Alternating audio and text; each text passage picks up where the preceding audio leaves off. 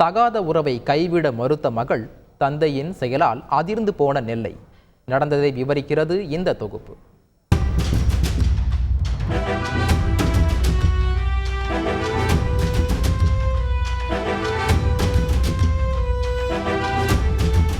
மனதை ரணகளமாக்கும் இந்த கொடூர கொலை சம்பவம் அரங்கேறியிருப்பது நெல்லையில்.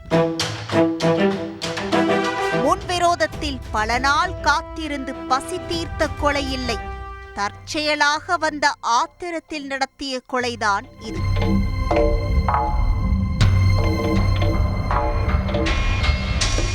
அதுவும் பெற்ற மகளை தந்தையே துடிதுடிக்க கொன்றதுதான் வேதனை. தந்தையின் இந்த கொலை வெறித்தனத்திற்கு பின்னால் என்ன நடந்தது?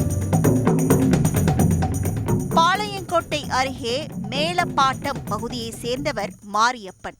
இவரது மகள் முத்துப்பேச்சி. கடந்த 12 ஆண்டுகளுக்கு முன்பு முத்துப்பேச்சிக்கும் நடுவக்குறிச்சி பகுதியை சேர்ந்த கொம்பையா என்பவருக்கும் இடையே திருமணம் நடந்து 2 பிள்ளைகள் உள்ளன.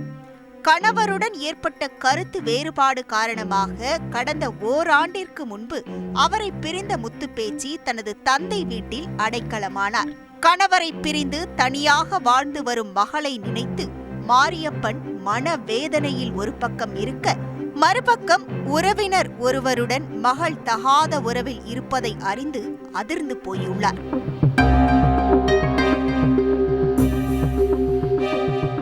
விவகாரம் அறிந்து மகளை கண்டித்துள்ளார் மாரியப்பன். ஆனால் தந்தையின் வார்த்தைகளை அலட்சியமாக எண்ணிய முத்துப்பேச்சி உறவினருடனான தொடர்பை துண்டிக்கவில்லை என கூறப்படுகிறது.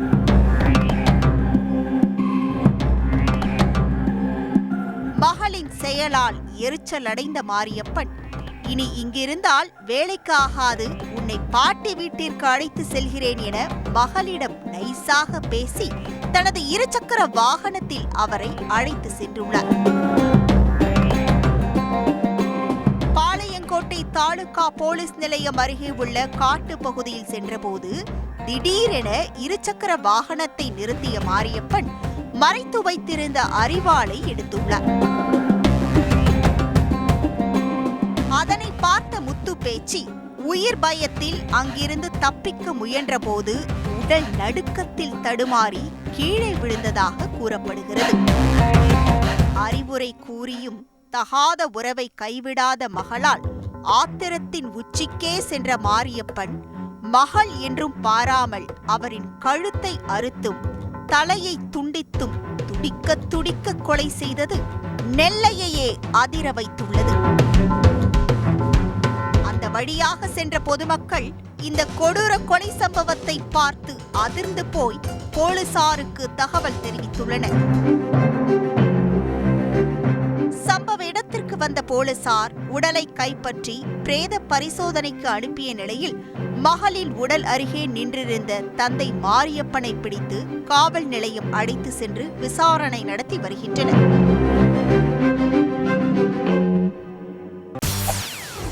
செய்திகளை உடனுக்குடன் தெரிந்து கொள்ள உடனே சப்ஸ்கிரைப் பண்ணுங்க.